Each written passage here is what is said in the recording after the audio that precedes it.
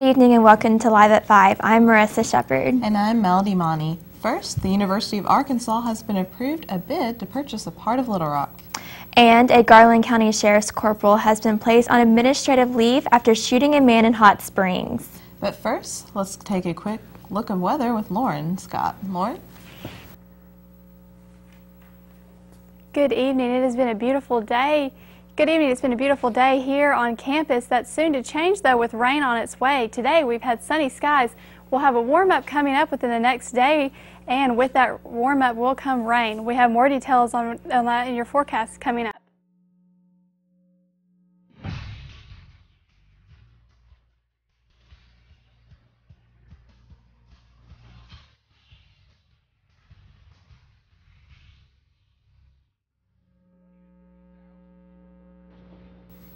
Arkansas has opened a $32 million mental health research, teaching, and patient care center, one of only 9 in the country to combine all these services in one place. The Psychiatric Research Institute in Little Rock has been 8 years in the making. Its opening marks the first time in 30 years that the University of Arkansas for Medical Sciences will be able to offer inpatient care for people with mental illnesses. The first patients will be admitted February 3rd.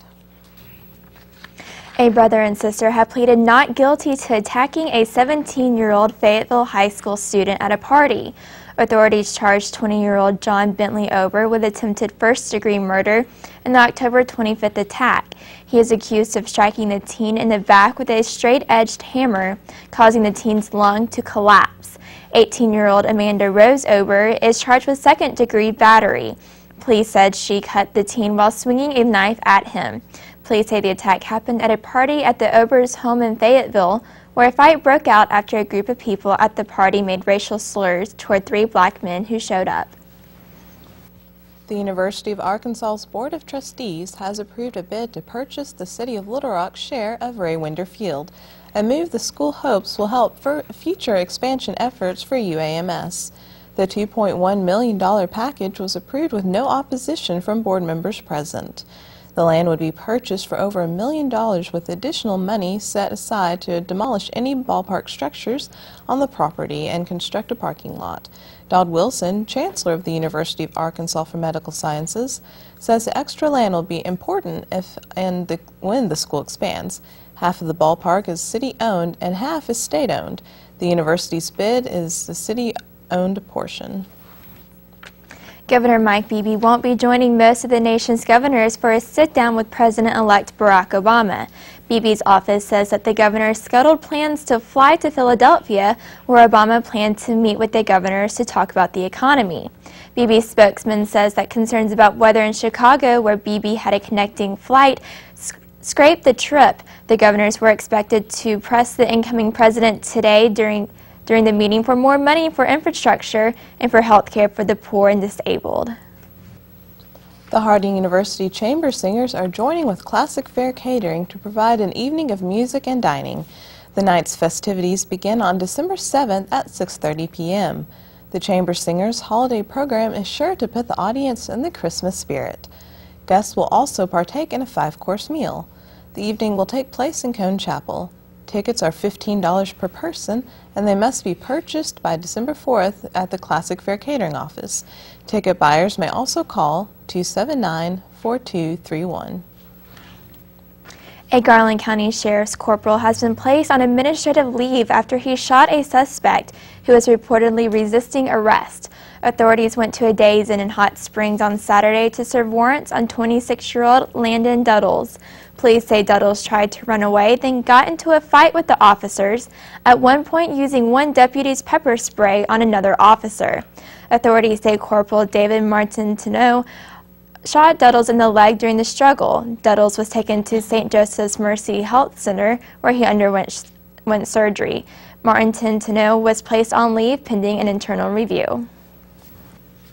And here on campus, the Harding University Students in Free Enterprise team is hosting a seminar tonight. The Credit and Identity Theft Seminar will be presenting information about credit scores, how to build credit, and how to use credit wisely. Also, they will teach on how to protect yourself against identity theft. There will be special guest speakers, giveaways, and door prizes. The seminar will take place tonight at 6 p.m. in maybe room 123. But that's not all happening on campus tonight. Harding University's L.C. Sears Honors College is presenting Holly Root. Root is a publisher from New York. She'll be speaking on The Gatekeepers, Influencing the Imagination of America in the Modern Publishing Industry. Her presentation will be at 7:30 tonight in the Reynolds Recital Hall. It is open to the public. Up next, find out what call to a secret witness tip line helps solve a murder case. And find out what state has a female majority in the state Senate. Stay with us.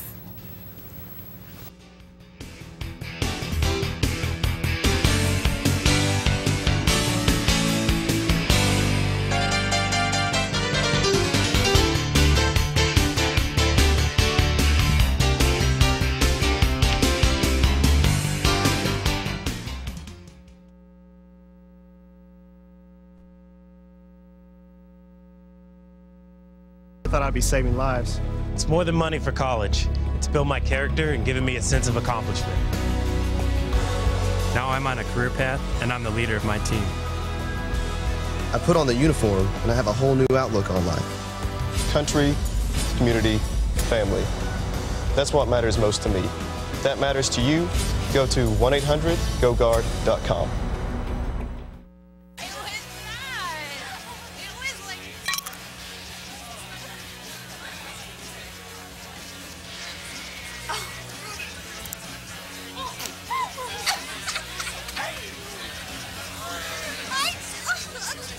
It's easy to tell if you've had way too many.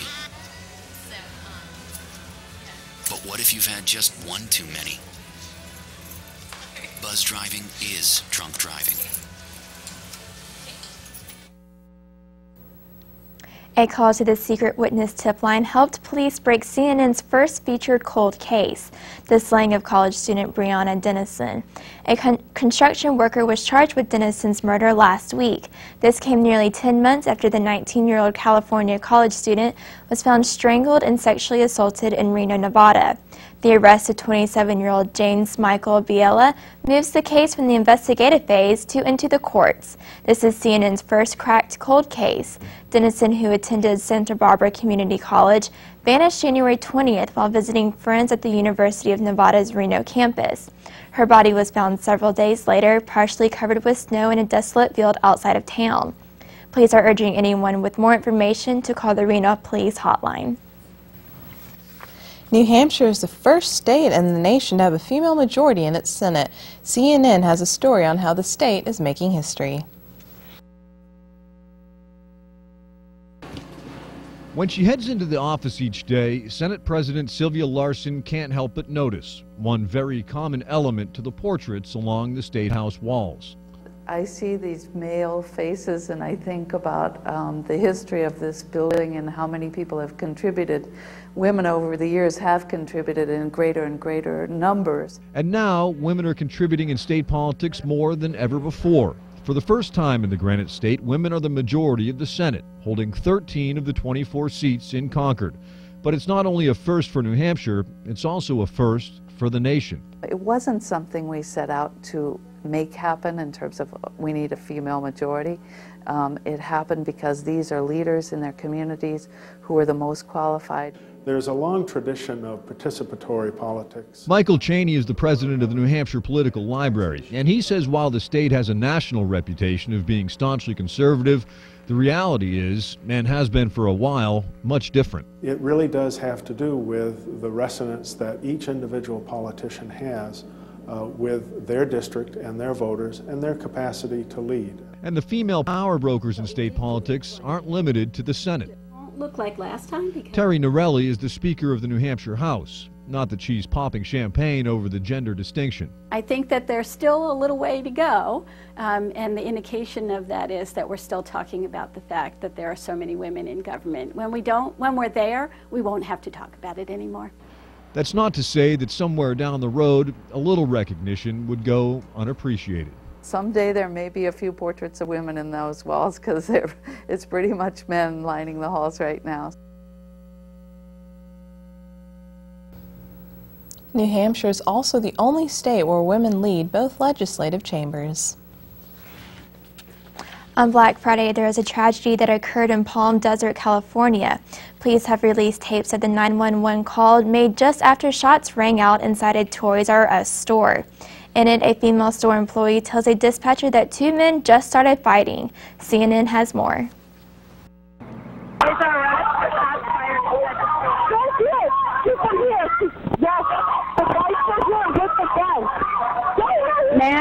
Ma'am, yes, I need to get an address.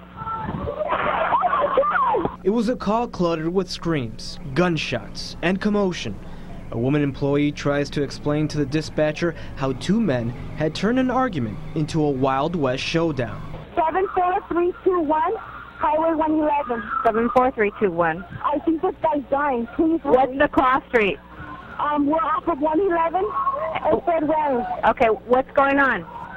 I don't know. They just started fighting, and all I heard was he got a gun, and these two guys are on the floor, and both of them are shot.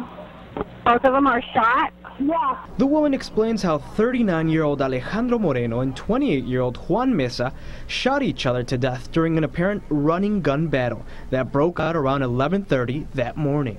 Who has a gun? I don't know. I don't know. One of them in a black shirt had a gun. Yeah. Where's the person with a gun? He's passed out on the register. Okay. He's passed out on the register. Is he shot also? Yes, they're both down. They're both down. Please hurry. There's all kinds of kids. During the madness, a worker tried to keep her composure and gave a detailed description of what she saw. Calm down. Give me a description of the two people that are down. One has a bald head, a black sweatshirt, and black jeans on. The other one has a brown sweatshirt with Levi's on and white tennis shoes. The second subject that's down, what is he wearing? They're both down. They're both down. Okay, the second subject, the first person's wearing a black sweatshirt. The second person, what is she? Sweatshirt, bald shirt, and shorts. Okay, I can't hear. Black sweatshirt? Black sweatshirt and black cut-off jeans. The second suspect has on a pair of blue jeans with a brown hoodie, and he's on the floor. The cops are coming now. Oh my God. Classical musicians around the world may soon get a shot at fame thanks to the video sharing website YouTube. YouTube announced today that it will hold an online competition where the public chooses which musicians get to perform at Carnegie Hall. The competition invites classical musicians across the world to submit 2 videos demonstrating their musical and technical abilities. Video submissions will be taken until January 28th, and then viewers will vote on the semifinalists later in February. Winners from the competition will be flown to New York City for the April 15th performance at Carnegie Hall. Neighbors of a Michigan man who was killed trying to help his pregnant wife say they can't believe something so tragic happened to such a nice couple. The man was killed Saturday morning after he was hit by his own van. He had gotten out of the van to help his pregnant wife after she fell trying to get into the van. CNN spoke to those who knew the couple about the accident. Tonight, the book drop in front of the Farmington Library takes on a dreams of one family were shattered in a freak accident. A man was killed by his own minivan as he tried to help his pregnant wife. It's horrible. It's horrible. I can't believe it. Neighbors of the 35-year-old victim, David Shu Kin Kwok, can't believe the news that a man who loved his wife and 21-month-old daughter will not be around to see his unborn baby. They're expecting a boy, and I mean, they were just the staple of the young couple. What happened outside this minivan Saturday is Kwok was with his wife and young daughter. His wife left the van to return a book at the Farmington Library. On her way back to the vehicle, she fell. Kwok jumped out to help her. In doing so, it appears he did not put the van in park. It moved forward, knocking Kwok over and crushing him. His pregnant wife also became trapped under the van. Just this kind of stuff isn't supposed to happen to people like that. You know, I mean, she'd go weekly to the library. She'd take her daughter actually to multiple different libraries just to get all of the story times that were available. A Missouri woman whose furnace was damaged by thieves won't have to spend the holidays in the cold. CNN spoke to a Good Samaritan who helped her get the heat back on. They took it. When thieves broke into her house and stole electronics along with the wiring to her furnace and the AC unit outside, Sherry Newman says her holiday spirit vanished. Yeah, when I came in and saw that, I just knew it was gone. I had no more Christmas spirit or nothing. I was like, it's over. Now enter this perfect stranger. I work for the Lord, you know, so he can turn negatives into positive. That's his specialty. Eddie Reed of Kansas City really doesn't like television cameras or a lot of attention, but when he saw Sherry Newman's story, it touched him. When you see somebody that need help, you know, you try to help. And you just do what you can.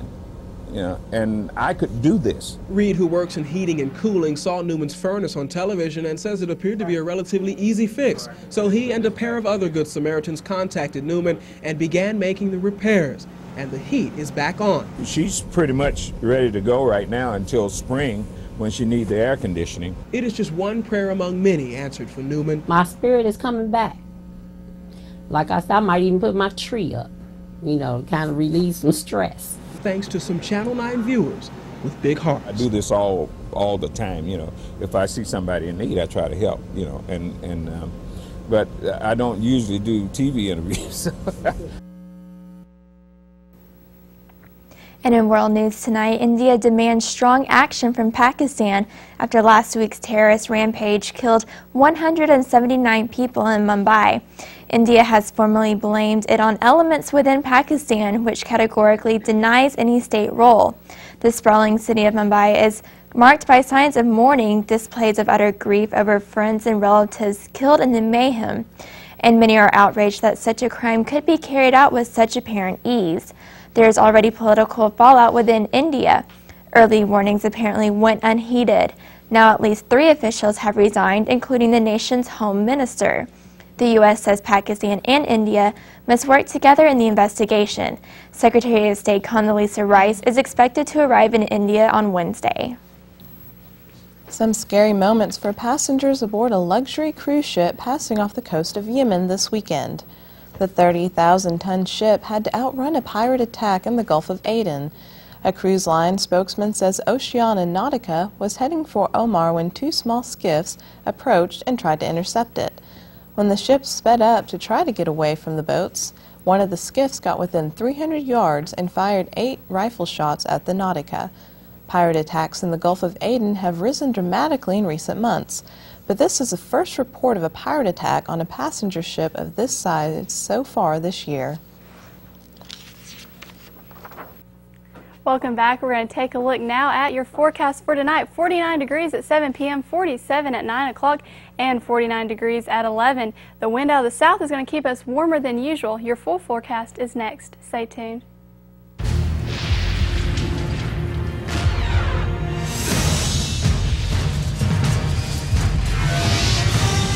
It is more than a trial by fire. It is a rite of passage. And if you can master your fear, outsmart your enemy, and never yield even to yourself, you will be changed forever. The few, the proud, the Marines.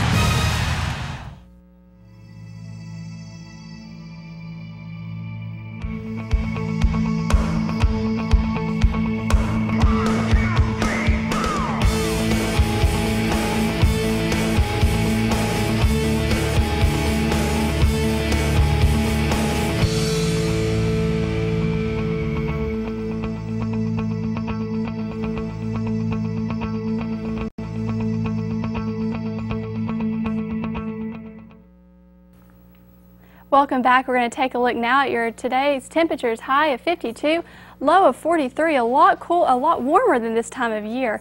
We're going to be expecting a cold front coming through from up here. It'll make its way through the south into Arkansas. We have a high pressure system setting off to the coast now, causing us some southerly wind coming up. When this cold front makes its way through, it'll bring with it colder temperatures, but rain in the forecast for tomorrow. 50% chance for tomorrow, and it'll be a lot warmer due to these winds. You can see the pattern is coming up from the south, keeping us warmer. We're going to be in store for a mild night tonight, but colder temperatures are on their way. You can take a look now.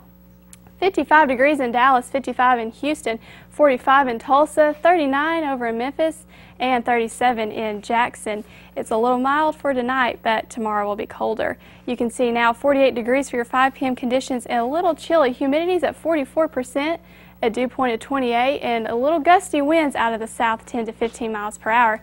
Taking a look at temperatures across the natural state, 51 degrees up in Fayetteville, 55 down in Texarkana, 53 at the Capitol, a little cooler over in Memphis at 46 degrees. Now for your forecast tonight, 43 degrees for the low, partly cloudy, not as cold tonight. The wind staying out of the south, and the sun sets at 4:55 p.m. And tomorrow, 59 for your high, 50% chance of showers and rain. You will need your umbrella. It'll be a gusty day. The sun will rise at 7 a.m. And you can see now for your 5-day forecast. Wednesday, 59 degrees for the high, 38 for the low, and cooling off for Thursday, 47 and 27 for the low. But looks like a nice weekend. Friday starting out at 48 degrees, Saturday 54, and Sunday 55 degrees. So we're going to start off with rain tomorrow, but a cold front will come through and it'll be drier weather throughout the week. That's your forecast. Let's go to the news desk for sports. Thank you, Lauren. Coming up, we have some unique gift ideas for that special someone. And this weekend sports, we've got basketball, and more basketball. I'll have the details about those games coming up next.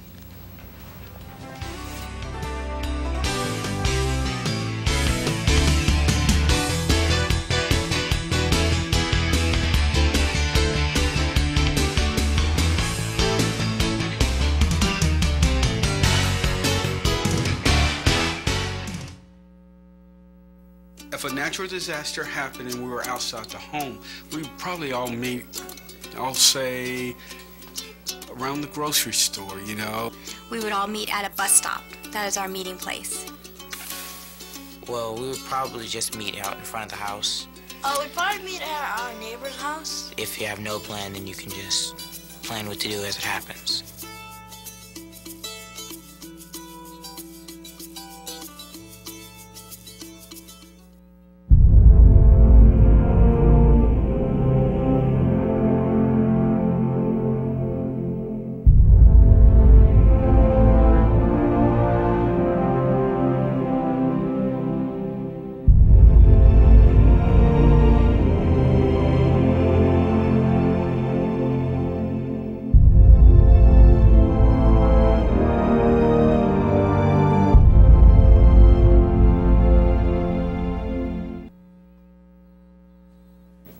Welcome back.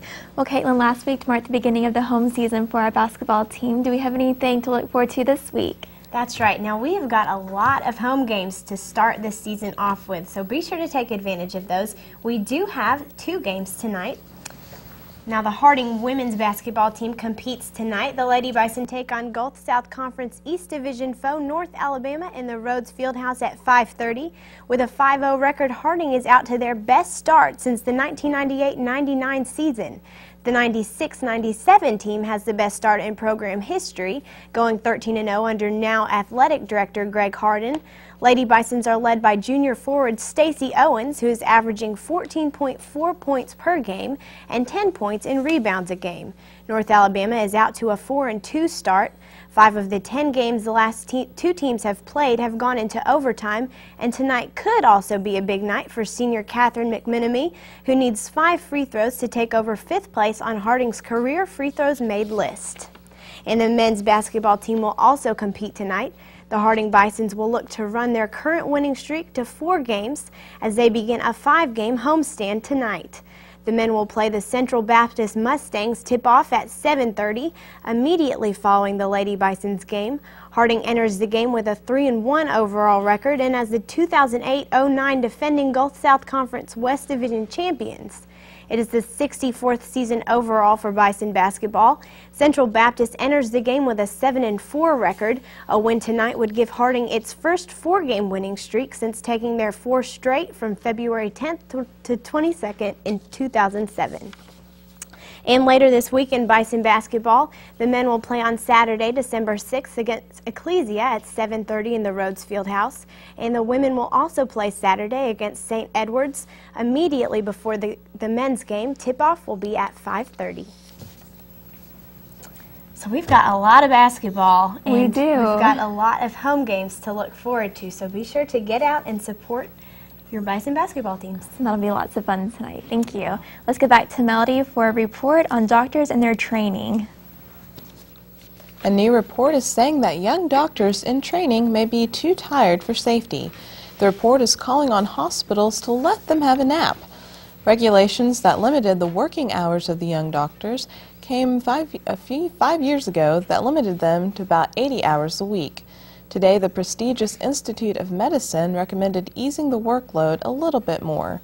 They recommended that anyone who works the maximum 30-hour shift should get a 5-hour break for sleep after the first 16 hours.